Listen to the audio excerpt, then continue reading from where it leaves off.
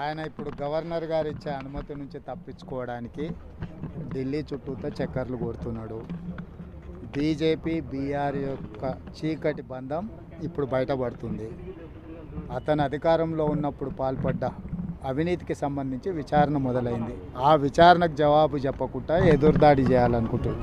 ఏ సృజన్ రెడ్డి అయితే పేరు చెప్తుండో ఆ సృజన్ రెడ్డి ఉపేందర్ రెడ్డి గారు అల్లుడు. Upender Reddy BRS MLA. Same Srujan Reddy కంపెనీకి బీఆర్ఎస్ గవర్నమెంట్లో వేల కోట్ల రూపాయల వర్క్ ఇచ్చిండు. ఆన్ రికార్డ్ అక్కడ ఉంది. సో ఇందులో ఇప్పుడు ఆయన ఏదైతే మాట్లాడుతున్నాడో ఆయన చిత్తం వచ్చిన దగ్గర చెప్పుకొని కోర్టుల కేసు ఏమనుంది, అతన్ని న్యాయపరంగా ఏం కొట్లాడుతాడో కొట్లాడమని. ఇప్పుడు కేవలం ఆయన కుటుంబం దోసుకున్న విషయాలను చర్చ జరగకుండా ఉండడానికి నా మీద ఆరోపణలు చేయాలని అనుకుంటుండు. తెలంగాణ రాష్ట్రంలో ఆంధ్రప్రదేశ్లో ఏ రెడ్డి అయినా నాకు ఏదో రకంగా దూర బంధువు దగ్గర బంధువు అవుతాడు. రెడ్డిలు అయినంత మాత్రాన నా బంధువులను లేకపోతే నేను వర్కులు ఇచ్చినాను ఇప్పుడు అతను చెప్తున్నట్టు ఆ టెండర్లా లేదనుంటే అతను లీగల్ ఫైట్ చేయనియన్రి, ఎవరైతే అంటుర్రు. రెండవది బీజేపీ పెద్ద అవినీతి పార్టీ, బీజేపీనే అంతం చేస్తామని చెప్పిన కేటీఆర్ బీఆర్ఎస్ ఇప్పుడు సేమ్ అదే బీజేపీ వాళ్ళ దగ్గరికి వెళ్ళి మేము లెటర్లు ఇస్తున్నామని అంటున్నారు. దీన్ని ఎట్లా అర్థం చేసుకోవాలి? మహారాష్ట్రలో ఇప్పుడు ఎవరిని గెలిపించాలనో ఎవరిని ఓడించాలనో చెప్పట్లేదు. గెలిపించేది చెప్పకపోయినా ఓడించేటోళ్ళ గురించి మాట్లాడాలి కదా. అదే కదా, 6 గ్యారెంటీలు మీరు అమలు చేయలేదు, కాంగ్రెస్ కోటేయొద్దు అంటున్నాడు. అంటే ఎవరికి వేయాలి? మోడీకి ఏమనే కదా. ఇప్పుడు మొదట్లో వాళ్ళు అధికారం కోల్పోయినారు, రెండవసారి డిపాజిట్లు కోల్పోయినారు, మూడవసారి మెదడు కూడా కోల్పోయినారు. దీంతో వాళ్ళకున్న మెదడు కూడా కోల్పోయిన పరిస్థితులు ఉన్నాయి.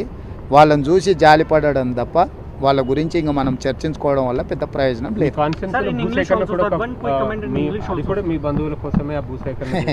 ఇప్పుడు అందరూ వాళ్ళలాగానే ఉంటారని అనుకుంటున్నారు. తిరుగుబాటు ఉందా, కుట్ర వెనకాల ఎవరు ఉన్నారు, అధికారుల మీద దాడులు చేసింది ఎవరు? 10 సంవత్సరాలు ప్రభుత్వాన్ని నడిపిన వాళ్ళు అధికారుల మీద దాడి చేస్తే, పోలీస్ సిబ్బంది మీద, కలెక్టర్ల మీద దాడి చేస్తే ఖండించాల్సింది పోయి దాన్ని సమర్థిస్తాం, వాళ్ళకి అండగా నిలబడతాం అంటేనే వాళ్ళకి రాష్ట్రం పట్ల, రాష్ట్ర అభివృద్ధి పట్ల ఎలాంటి ఆలోచన ఉందో దాన్ని బట్టి మనం అర్థం చేసుకోవచ్చు.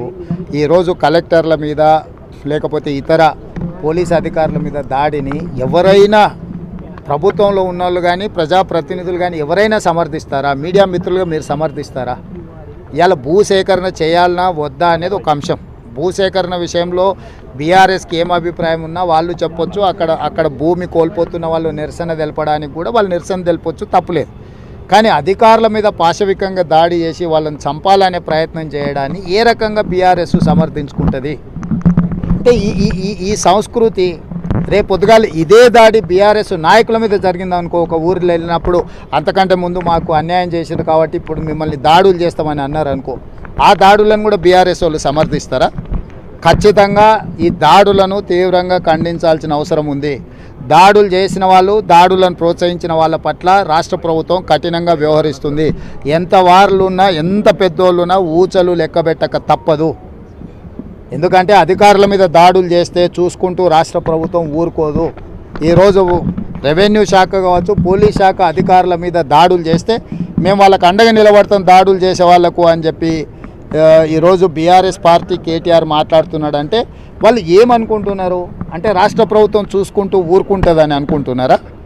రాష్ట్ర ప్రభుత్వం ఈ రకంగా దాడులను ఒకవేళ వదిలేస్తే ఈరోజు వాళ్ళని చేసి ఉండొచ్చు, రేపు వీళ్ళ మీదనే దాడులు జరిగితే ఆ రోజు చర్యలు తీసుకోమని అడగరా?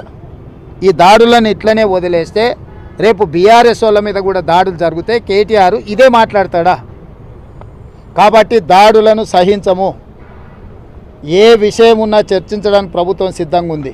దాడుల విషయంలో ఖచ్చితంగా కఠినంగా వ్యవహరిస్తాము. ప్రత్యక్షంగా దాడులు చేసిన వాళ్ళను, దాడులను ప్రోత్సహించిన వాళ్ళను, ప్రోత్సహించే వాళ్ళ వెనకాల అండగా నిలబడ్డ వాళ్ళను అందరి సంగతి రాష్ట్ర ప్రభుత్వం తెలుస్తుంది.